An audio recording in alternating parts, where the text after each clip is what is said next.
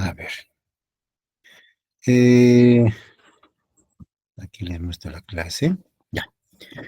Ya, esperen un segundo, muchachos. Mm, perdón, muchachos, un ratito. Que los cuadros primarios, como comprometen a las tres zonas, son cuadros más severos. Los cuadros secundarios que no comprometen a la zona glomerular son más leves. Entonces, los cuadros primarios, la insuficiencia suprarrenal primaria, llamada también enfermedad de Addison, es mucha más severa. La presentación es así como lo ven ustedes, poco a poco, porque la glándula no colapsa de un momento a otro, es progresivo.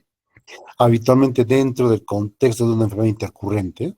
Justo la vez pasada vimos una niña que tenía una posible enfermedad de Addison y que estaba con una insuficiencia renal.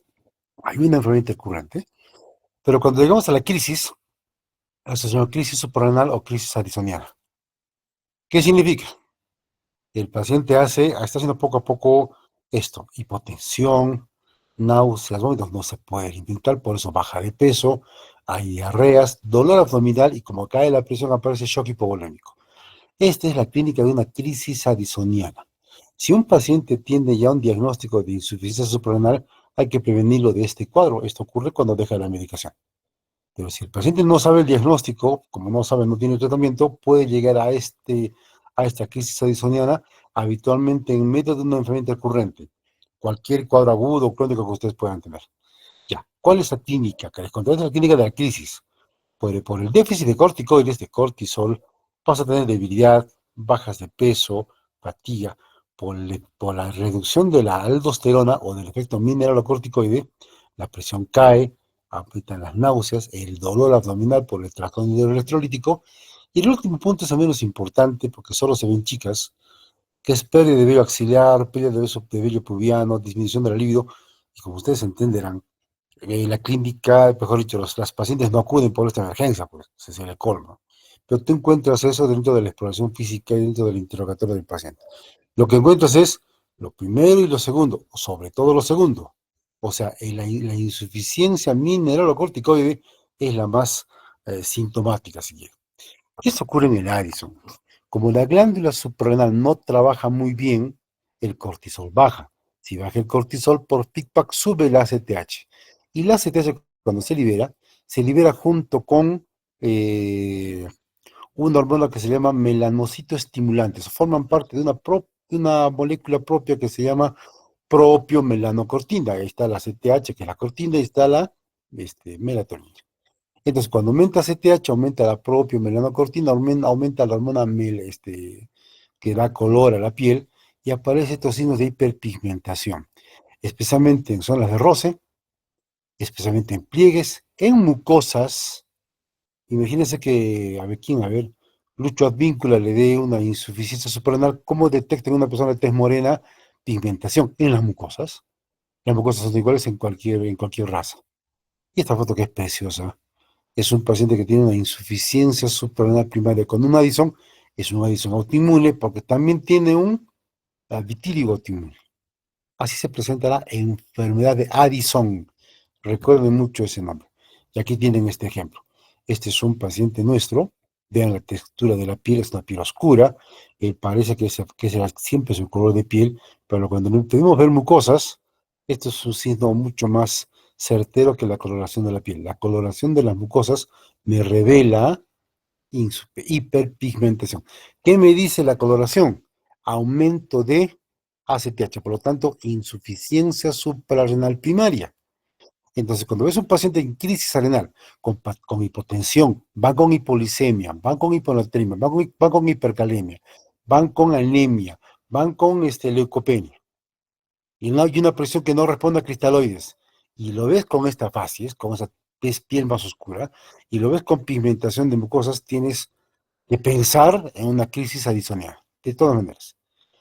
En una insuficiencia suprarrenal secundaria, el compromiso de la capa glomerular no existe.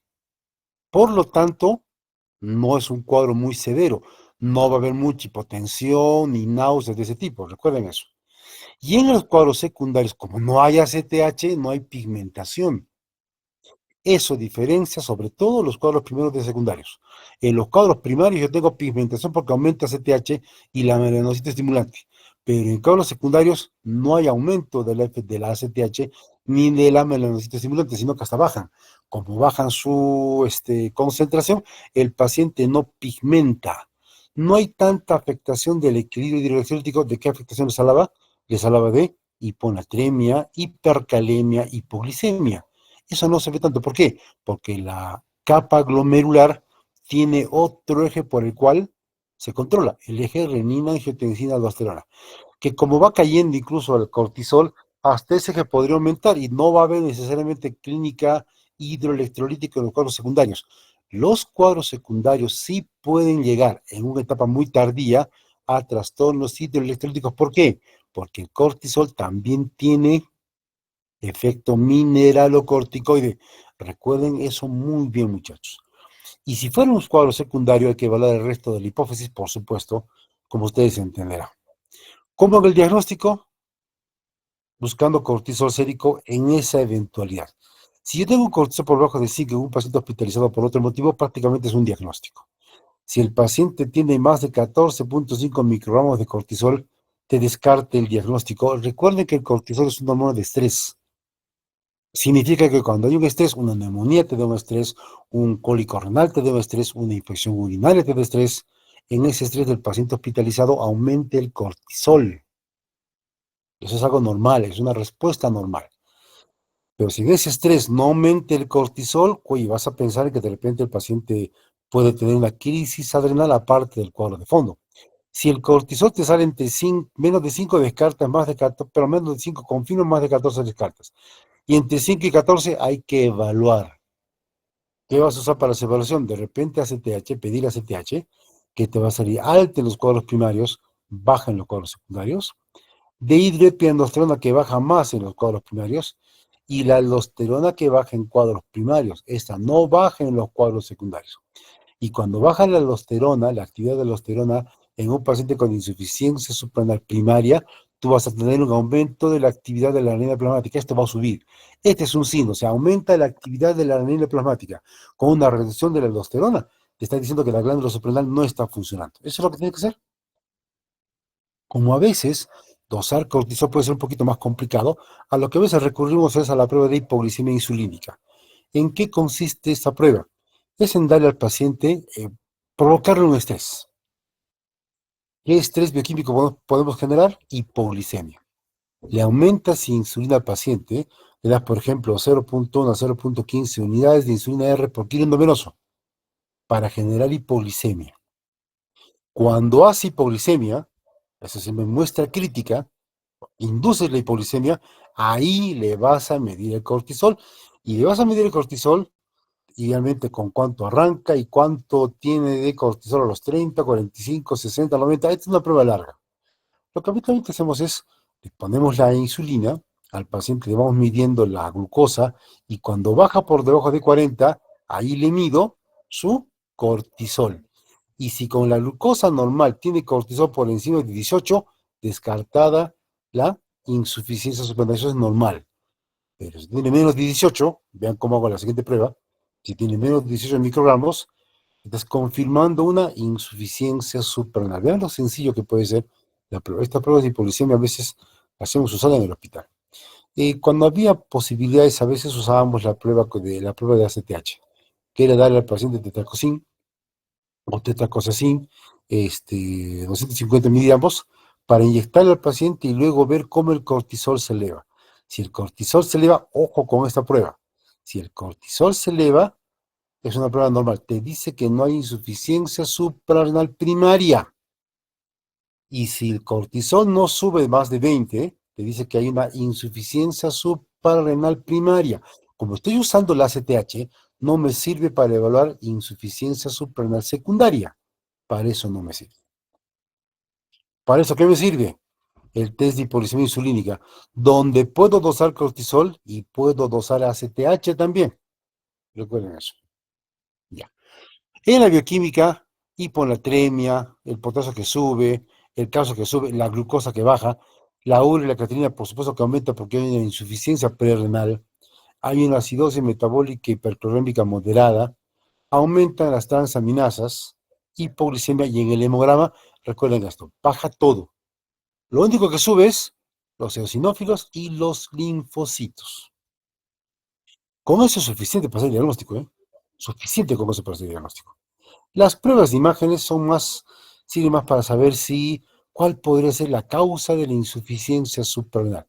TAC de abdomen para ver cómo está la glándula suprarrenal, una placa simple de tórax buscando tuberculosis, que puede ser, recuerden, una causa de insuficiencia suprarrenal primaria prevalente en el Perú, y una resonancia de hipófisis cuando sospecha que el cuadro es secundario. Eso es todo. Esto es lo que les decía. Tengo sospecha de insuficiencia suprarrenal. Si está pigmentado debe ser primario, si no está pigmentado debe ser secundario. A veces, a pesar de que no pigmenta mucho, quieres asegurarte, puedes pedir los dos. Y si te salen normales, descartar. Si el cortisol bajo y la ACTH está alta, es un cuadro primario, enfermedad de Addison. Si los dos están bajos, es una insuficiencia suprarrenal secundaria. Y cuando no se puede determinar con los resultados que tengo, hago la prueba de hipoglicemia insulínica, donde voy a medir cortisol, para que me vaya a decir si es que hay una insuficiencia suprarrenal, pero no me dice dónde está el origen. Para saber dónde está el origen, ¿qué vamos a necesitar? Dosar ACTH. Creo que esa parte la han entendido bien. Ya. Al igual que el hipotiroidismo, en la insuficiencia suprarrenal, disculpe chicos, estando de sueño, ayer he dormido mal.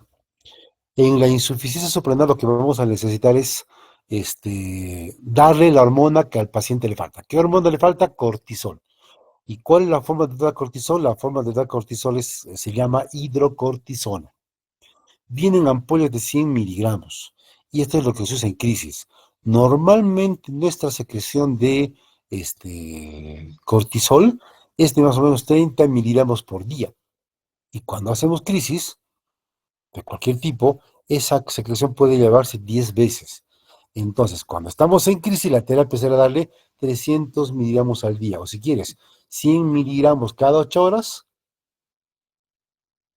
por día. Y con eso el paciente va a empezar a tener actividad gluco y mineralocorticoide. ¿Cómo controlo la dosis? Es un dato bien, bien, bien interesante. Habitualmente con 300 el paciente despierta, mejor el sodio, mejor el potasio, el paciente sale de la crisis.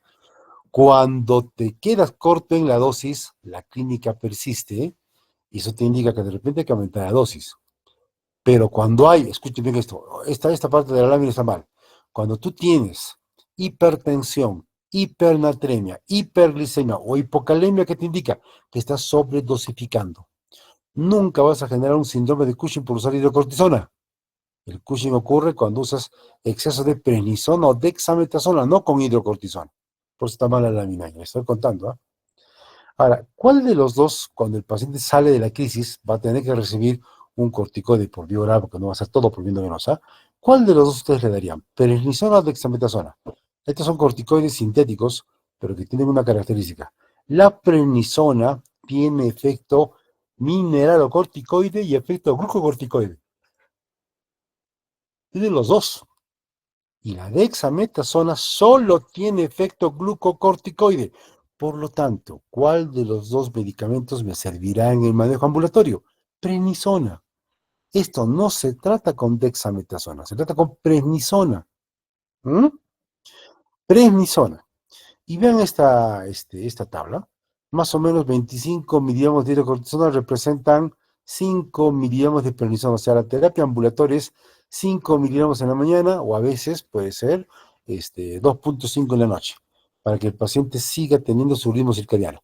Ojo, esta terapia que ven ustedes se aplica para cuadros primarios o secundarios, no importa cuál de ellos, con tal que esté en crisis, esa es la terapia que debes poner. Sin embargo, la terapia que está en cualquier libro es fludrocortisona. Es la sustancia por vía oral que más se parece a la aldosterona, al cortisol. Es un mineralocorticoide. ¿Cuánto se da? 0,1, 0,2 miligramos día. Y eso se da al paciente cuando en el ambulatorio persiste hipotenso o tiene un poco de ortostatismo. Y en la dosis varía un poquitín. ¿Por qué? Porque si te quedas corto en la dosis, va a haber una depresión de volumen, te reduce la presión, toda la clínica que regresa. Pero cuando sobredosificas, igual que con hidrocortisona, cefaleas, hipertensión, ganancia de peso por la retención de agua e hipopotasemia. O sea, exactamente lo contrario. No existe síndrome de Cushing, como estaba contando. ¿Cómo monitorizas que el paciente está yendo bien? Principalmente sensorio. Porque si tiene buena presión, buen sodio, buena glucosa, se tiene que despertar. Sensorio. Clínica. Segundo dato que hay que buscar es que se normalice el examen de haga electrolitos, el sodio y el potasio. Eso es lo segundo. Los restos de datos hormonales, no sé qué puedes usarlo, a veces recurrimos a encarnizar al paciente con estas sospechas diagnósticas y le pedimos de todo, de todo, de todo. En los cuadros textos de insuficiencia suprarrenal primaria, o también cuando es secundaria, como caen los andrógenos adrenales maternos, eh, ahí se podría emplear no prednisona, sino andrógenos en gel para mejorar disfunción sexual. Ustedes entenderán que esa parte es importante sin duda, pero digamos, es lo menos importante en este contexto. Ya, esta lámina solamente sirve para mostrarles un dato. Yo tengo insuficiencia suprarrenal, o sea, es un ejemplo, no que yo tenga, es un ejemplo. Yo tengo insuficiencia suprarrenal. Estoy con terapia ambulatoria, me van a operar, o me da un resfrío, o me da una neumonía, tengo que duplicar la dosis, el paciente sabe ya eso. Si por ahí me van a operar, qué sé yo, automáticamente paso a hidrocortisona, porque la cirugía es un tremendo estrés. Hidrocortisona. Y vean cómo son estos esquemas. El primer día le da 100 miligramos cada 8 horas, y luego poco a poco va bajando la dosis. 50 cada 6, 50 cada 8 el tercer día, y fácil tú puedes llegar al sexto día con una dosis habitual. O sea, el usar terapias escalonadas, en los casos de crisis renal, habitualmente van bien. Este esquema es un esquema. Si tú notas que bajando de 100 cada 8 a 50 cada 6, la clínica regresa, pues regresas a la dosis anterior. Eso es todo. Preguntas, muchachos. Esta clase que es bien interesante, carambas. ¿Preguntas?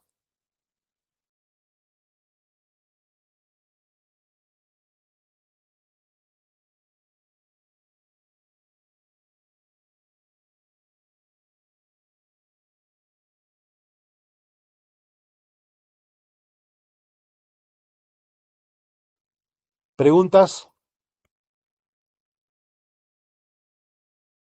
Al parecer no hay preguntas, doctor. Y yo sospecho lo mismo. Ay, chicos, un break de 5 minutos, ¿ya?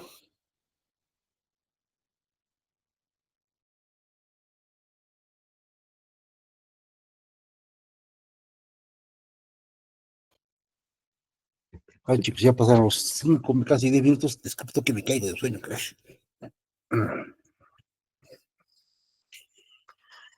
Planes, chicos, sobre la huelga. ¿Saben algo? Doctor, lo último que sé es que ya se oficializó la... O sea, que sí pueden hacer clases virtuales. Pero para usar la universidad. Aún no hay un comunicado, doctor. Ujú. Hay un momento, chicos.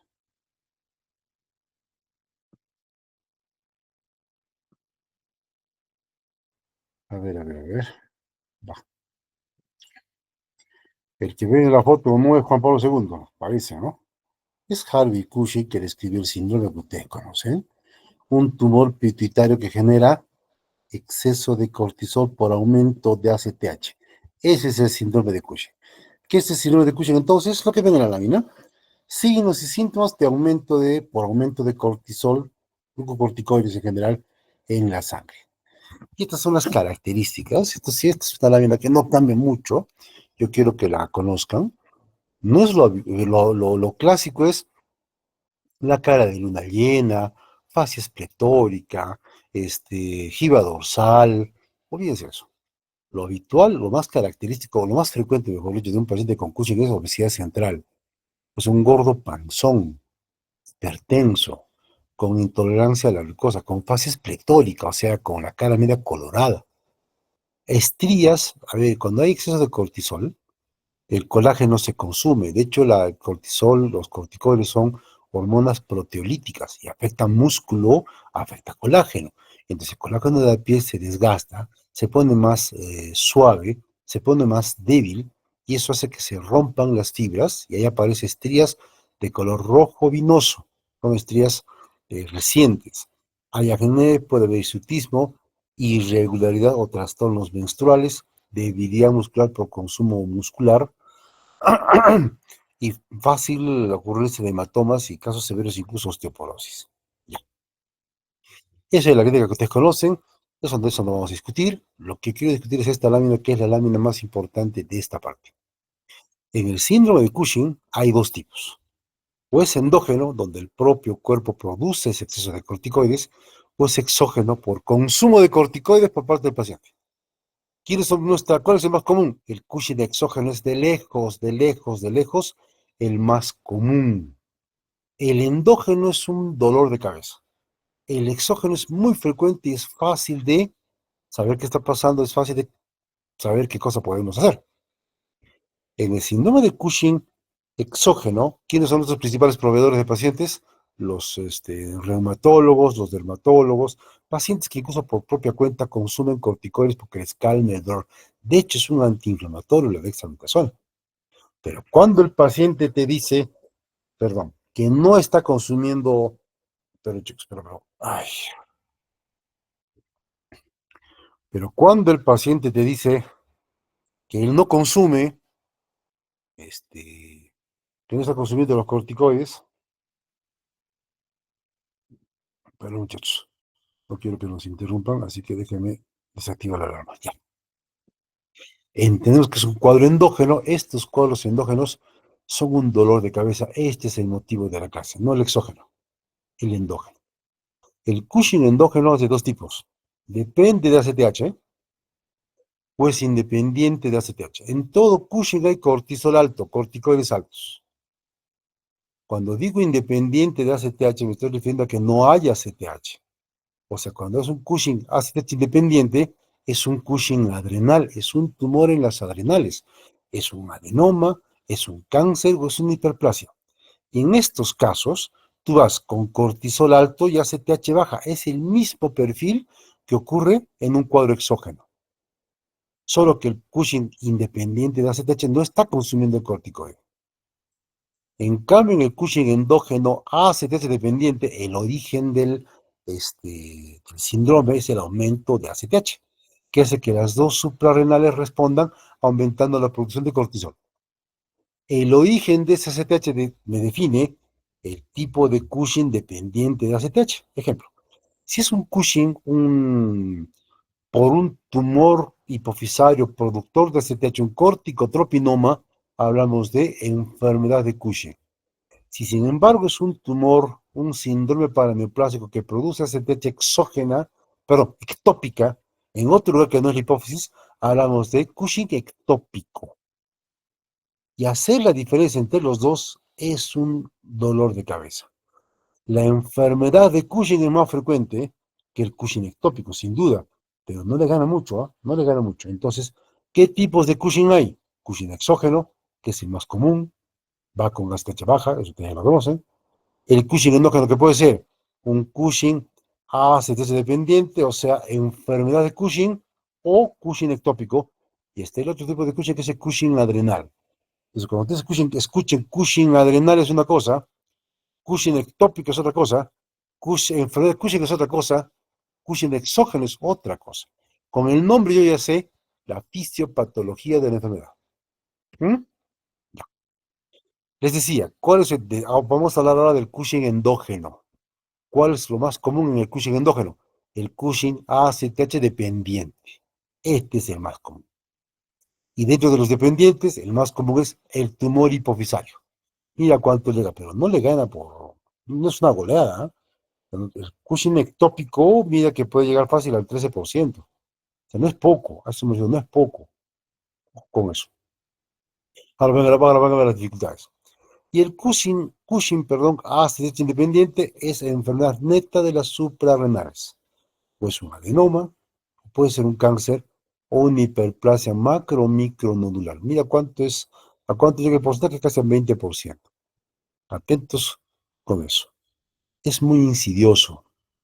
Es la misma persona, la misma chica que se encuentra con sus compañeros tiempo después y está gordita. A un paciente gordito, ese panzoncito con cara pletórica, oye, puede ser un Cushing, puede pasar el cuadro desapercibido y a veces nos damos cuenta cuando son cuadros ya muy severos. Estas son las estrías. Las estrías habitualmente tienen una dirección que es perpendicular a las líneas de tensión del abdomen. Acá las líneas de tensión del abdomen son horizontales, entonces las estrías van a aparecer perpendiculares, como las ven ahí. ¿Mm? Esto es más triste cuando ocurre en niños. Felizmente no hemos tenido muchos casos, pero muchos pacientes, este es el mismo niño, como poco a poco el CUSI se va instalando y se esconde detrás de una supuesta obesidad. Y sacarle el tumor a esos niños es bien complicado. Se parece mucho, a mí me recuerda este personaje, no sé si ustedes lo conocían, este era el pingüino del Batman antiguo. Se parece mucho a Charito, no sé si has escuchado de Charito. Charito es cuerpo de chancho, pies de pajarito. O sea, obesidad central con una hipotrofia muscular severa en brazos y en piernas. Así es un síndrome de Cushing. Hay una proteólisis muscular y en casos severos puede ser avanzada al punto que el paciente tiene tal debilidad muscular que no puede subir gradas, por ejemplo. Cuando estamos entonces ante un síndrome de Cushing, ante un probable síndrome de Cushing, vea que aquí he puesto a los gorditos, panzones, que hay tantos en la ciudad. Este es el plan diagnóstico. Primero vamos a corroborar si realmente ese gordito es un Cushing o no. El segundo paso, confirmando que es Cushing, qué tipo de Cushing es. Y el tercer paso es localizarlo, porque la cirugía es el único tratamiento disponible. Hay que localizar el tumor. Y eso puede ser bien complicado. Algunos datos que me indican ante qué tipo de Cushing puede estar, hay algunos datos que me pueden servir o me pueden confundir, igual se los muestro. El Cushing ectópico, como quiera que es un tumor habitualmente pulmonar que produce ACTH ectópica, produce mucha ACTH. Al producir mucha ACTH, lo que vas a tener simplemente es un Cushing mucho más severo, con una gran miopatía proximal, con una gran hiperpigmentación. ¿Recuerdan que la ACTH es la que te pigmenta? Con una gran hiperpigmentación, pero con clínica de Cushing y con una alcalosis hipopotasémica. Ya. Lamentablemente el Cushing ectópico no siempre se presenta así, pero cuando aparece alguno de estos signos, tienes para sospechar que ese Cushing es ectópico. Cuando es un Cushing adrenal, puede ir con virilización. ¿Qué cosa es virilización? ¿Qué cosa es androgenización? Androgenización es el acné, un poquito de hirsutismo, menstruaciones anormales, pero ¿qué cosa es virilización? Es hirsutismo severo, hirsutismo severo. Clitoromegalia, esto me indica tremenda exposición a andrógenos, y calvicie temporal. La calvicie temporal, como la calvicie que tenemos, no temporal en el tiempo, sino la calvicie bitemporal, o sea, por la zona de los huesos temporales, que es la calvicie que tenemos los hombres. Tenemos nosotros en la parte de arriba de nuestra cabeza menos cabello. Eso es andrógeno, que eso le ocurre a un hombre, eso es normal. Pero que le ocurre a una chica, te debe hacer pensar en cáncer suprarrenal. Y acá les digo algo más. Si a un varón le da cáncer suprarrenal, estos signos de virilización simplemente no existen, pues el paciente piensa que es parte de su masculinidad normal, lo que sugiere o lo que evidencia que el cáncer suprarrenal es más fácilmente detectable en chicas. En varones permanece más oculto y por lo tanto más tiempo sin diagnóstico y avanza más rápido y hacemos diagnósticos muy tardíos. Entonces, viendo todo este panorama, en quién debo sospechar que tiene Cushing? En lo que ven en la lámina.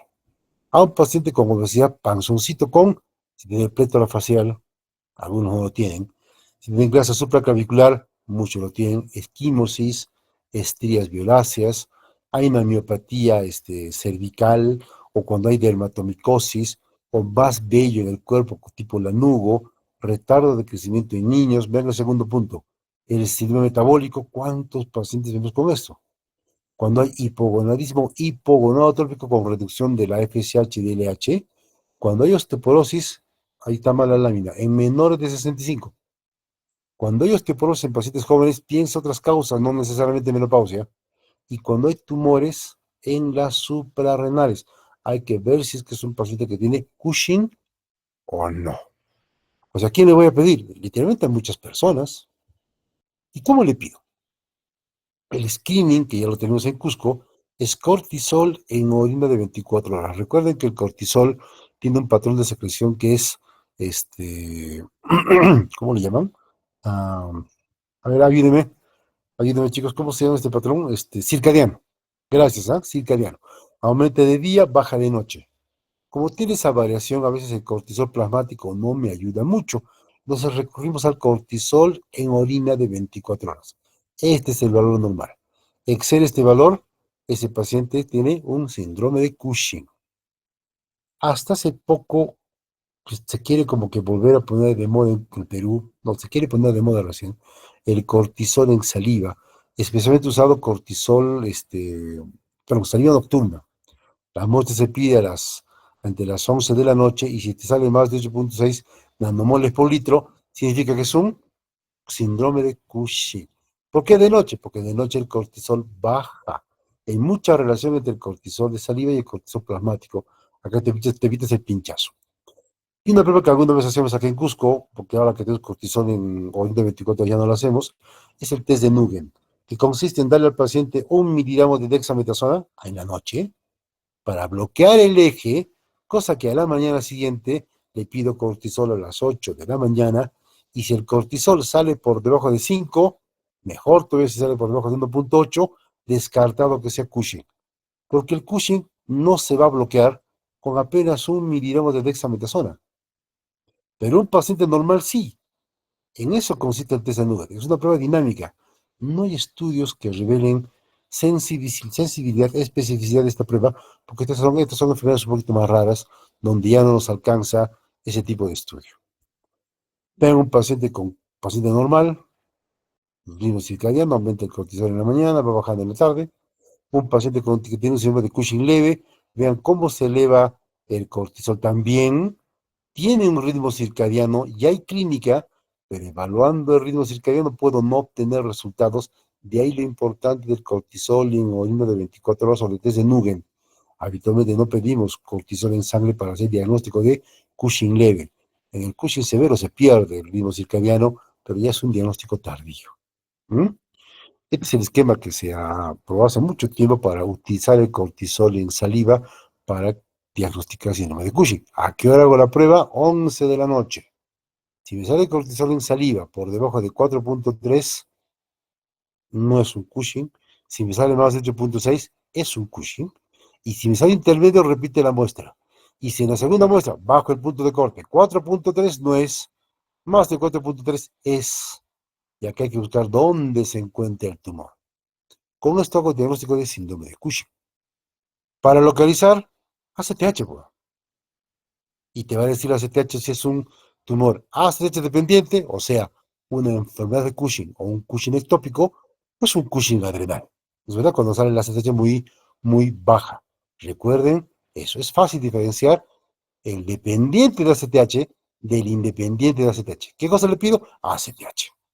El que es complicado de diferenciar son estos dos, porque los dos tienen un patrón bioquímico similar. ACTH alta o normal con cortisol alto. Sí, el ectópico es más severo, no siempre, no siempre. Diferenciar los dos es muy difícil, porque tú tienes que darle pues, al cirujano la certeza, ¿no? Vas a entrar a la hipófisis, ahí está el tumor. No vas a tocar hipófisis por una sospecha que tocas sus hipófisis, siempre y cuando tenga la certeza de que el tumor está ahí. Entonces, muchas veces pasa esto. Atentos a esta plana, chicos. Tiene un signo de Cushing, ACTH alta, resonancia. Aquí está el tumor, pues como que es difícil. Y ya, cacho, está difícil, que es fácil. El problema de las imágenes, recuerden esto. Habitualmente pedimos resonancia. Pacientes normales, sanos, pueden tener hasta 20% de incidencia, de prevalencia, perdón, de los famosos incidentalomas pituitarios. ¿Qué es un incidentaloma pituitario? Es un tumor pituitario que no produce nada, no da clínica de nada. Y es tan pequeñito que tampoco comprime nada, no da clínica. Es un hallazgo accidental. Deberían llamarse accidentalomas. Se les llaman incidentaloma pituitario. Ahí lo tienen. Entonces, yo veo el tumor acá y digo, ahí está pues el Cushing. ¿Y quién te dice que esto no es un incidentaloma? ¿De dónde sacas que este es un corticotropinoma? No sé si me están siguiendo. La presencia del tumor no quiere decir que este sea un corticotropinoma. Puede ser un incidentaloma. El problema es este, que es muy frecuente en población, hasta 20%. No hay estudios acá, aparentemente. Estamos haciendo una alguna vez, pero nos ganó el tiempo. O esto que ven aquí. A veces el tumor que produce ACTH no se ve, es muy chiquito. Y son bien numerosos, no se ve. Si no se ve, ¿qué cosa digo? Resonancia negativa, entonces, el tumor debe estar fuera. Es un ectópico. Lo que pasa es que el tumor está ahí, pero es muy chiquito y no se ve. ¿Se dan cuenta que la resonancia me puede hacer equivocar respecto a la localización? Tomografía, ya, pues pídele un tag de pulmones para encontrar el tumor ectópico, que es la ubicación más común. Un tag de adrenales, para veces que no es un Cushing adrenal, pero recuerden ustedes que en el Cushing adrenal la ACTH está baja. O sea, yo puedo hacer el diagnóstico de Cushing adrenal sin hacer la tomografía, por si acaso. Ya, se han intentado muchas formas de poder diferenciar el Cushing ectópico de la enfermedad de Cushing. ¿Mm? En un paciente sano, por ejemplo, vean cómo el cortisol cae. En un paciente que tiene enfermedad de Cushing, que es el fucsia, un poquito como que quiere preservar el ritmo circadiano, y un paciente con Cushing ectópico no tiene patrón circadiano desde un inicio. Esto lamentablemente no siempre se ve. Hay muchos pacientes con la enfermedad de Cushing que llegamos tarde al diagnóstico y ya tienen un patrón totalmente fuera del ritmo circadiano. El Cushing ectópico es más severo, sí, eso dice la gráfica, pero pueden haber Cushing ectópicos leves, como puede haber enfermedades de Cushing que sean severas. Entonces, la severidad de la clínica no te da la certeza. Tampoco lo que más se está usando es el famoso, no sé si ustedes lo conocen, test de Lidl. Es como pequeño en inglés, pero con D de dado, no con T de tango. Lidl.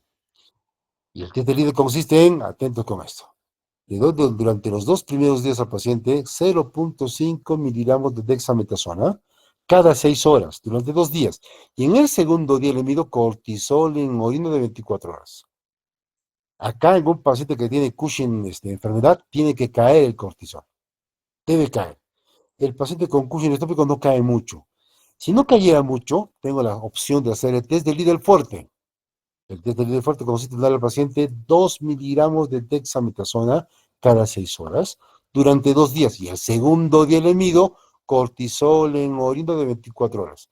Y acá se ve esto. Vas a ver que el cortisol del paciente con enfermedad de Cushing cae y el Cushing ectópico no cae. Es, digamos, la prueba que tiene más sensibilidad, la prueba que tiene más especificidad, pero tampoco es exacta para decirte con certeza, esta es una enfermedad de Cushing, este es un Cushing ectópico. No te da la certeza.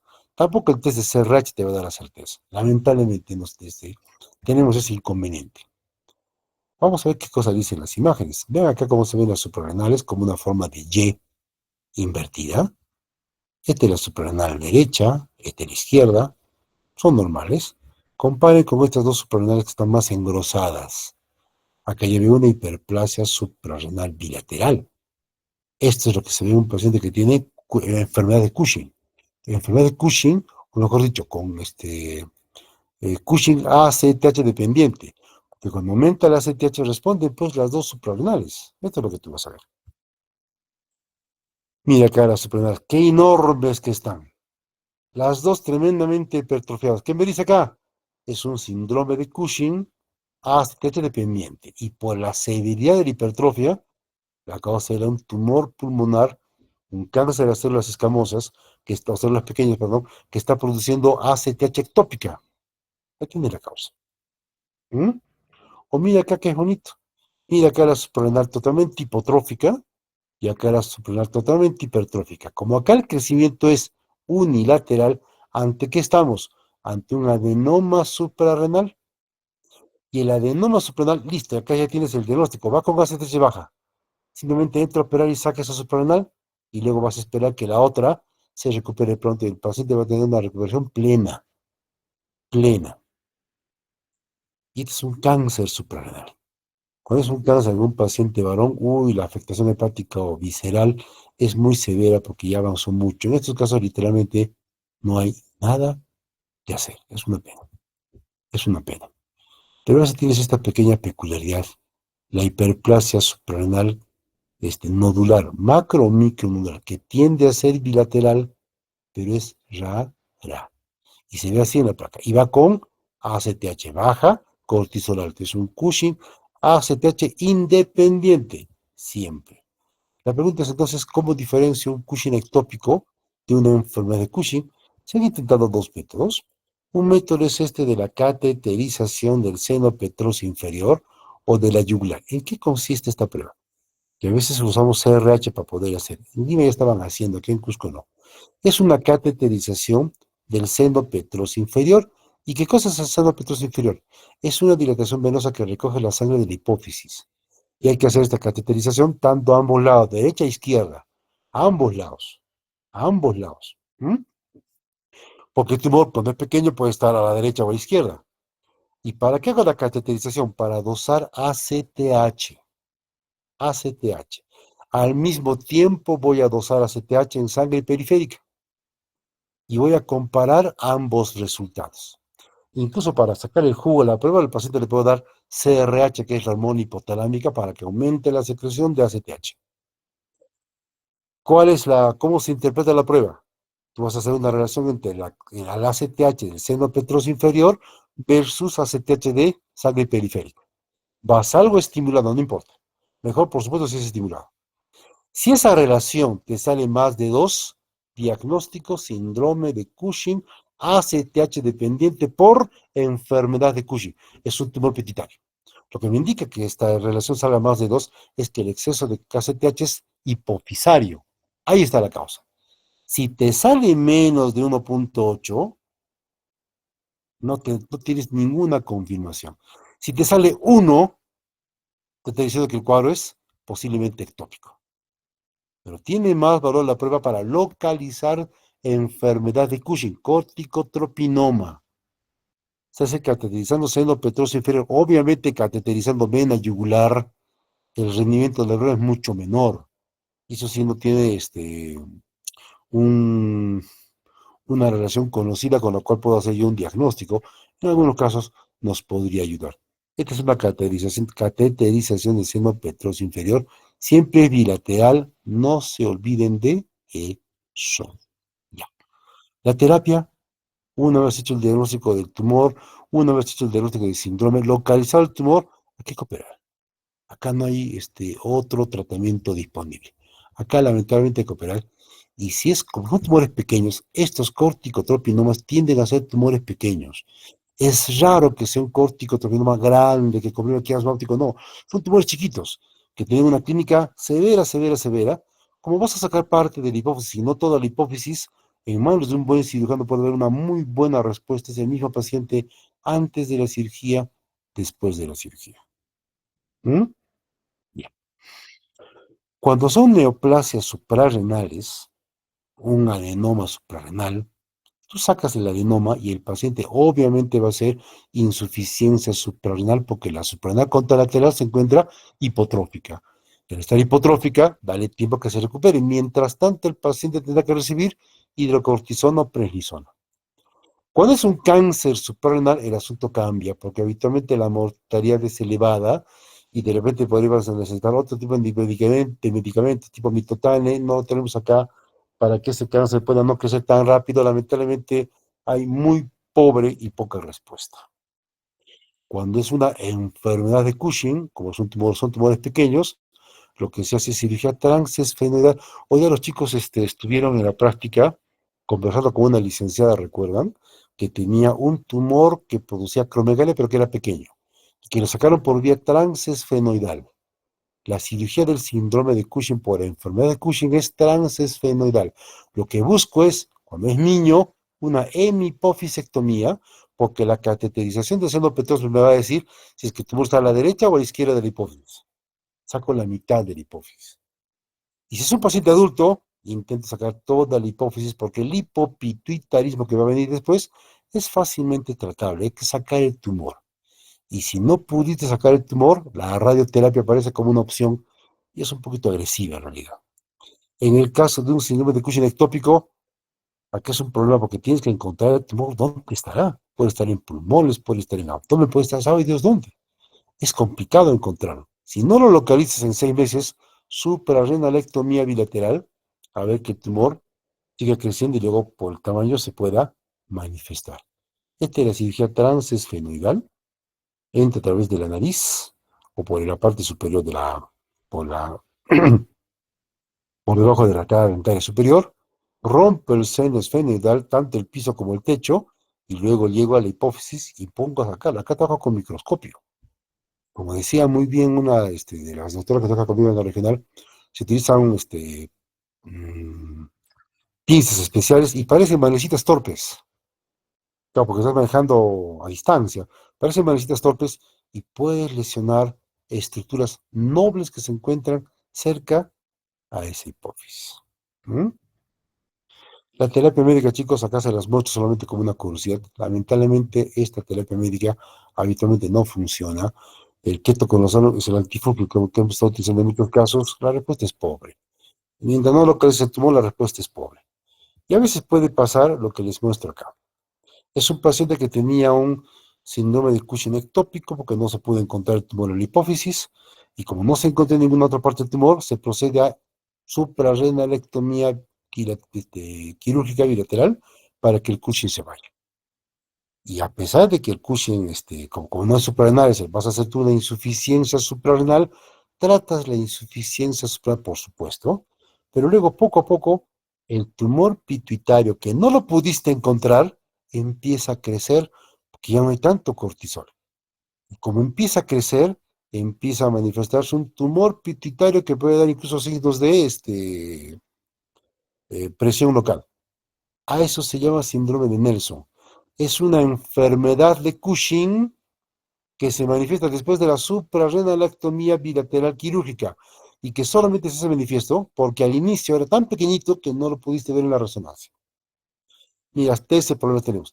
Incluso el síndrome de Nelson puede pasar desapercibido haciendo el dosaje de KCTH en seno petroso inferior. Hasta ahí puede salir. ¿Por qué? Lamentablemente hay unos tumores que son tan pequeñitos que te pueden dar a pulsos de ACTH y cuando haces la prueba no estás en el pulso, te anula todo. Por esos casos, para evitar un síndrome de Nelson, se prefiere hacer la prueba de cateterización del seno petroso inferior con estímulo de CRH. ¿Y qué hacemos ante un Cushing exógeno?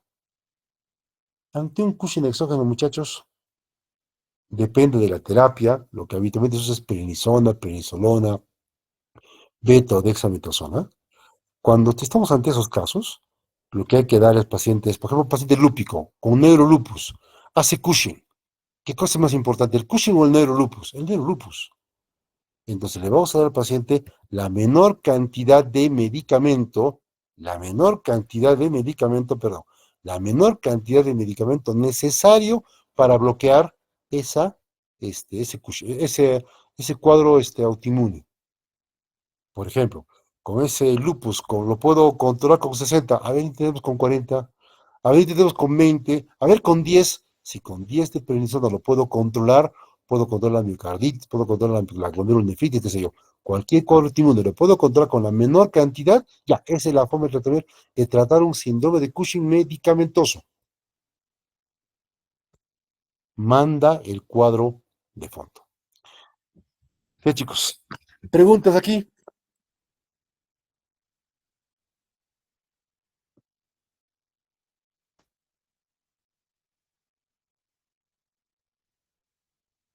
Bien ahí, ¿eh?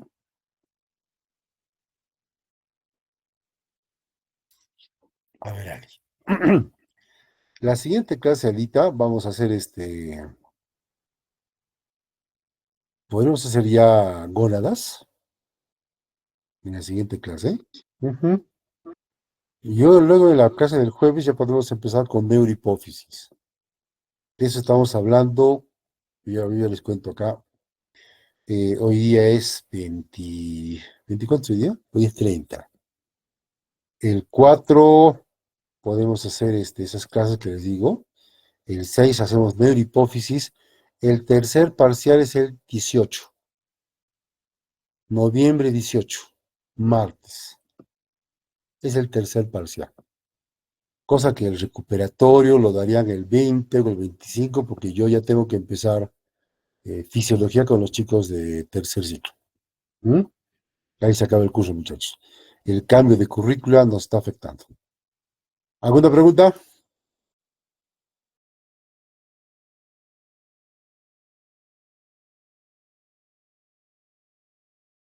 Doctor, respecto a la recuperación, Ya sabía que eso era de eso. Nos ponemos de acuerdo.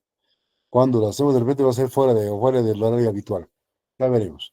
No quiero jalarlos, pero todo depende de cómo dé su examen recuperatorio. Ustedes van a recuperar todo, creo ustedes, al final. ¿Otra pregunta? Doctor, buenas tardes.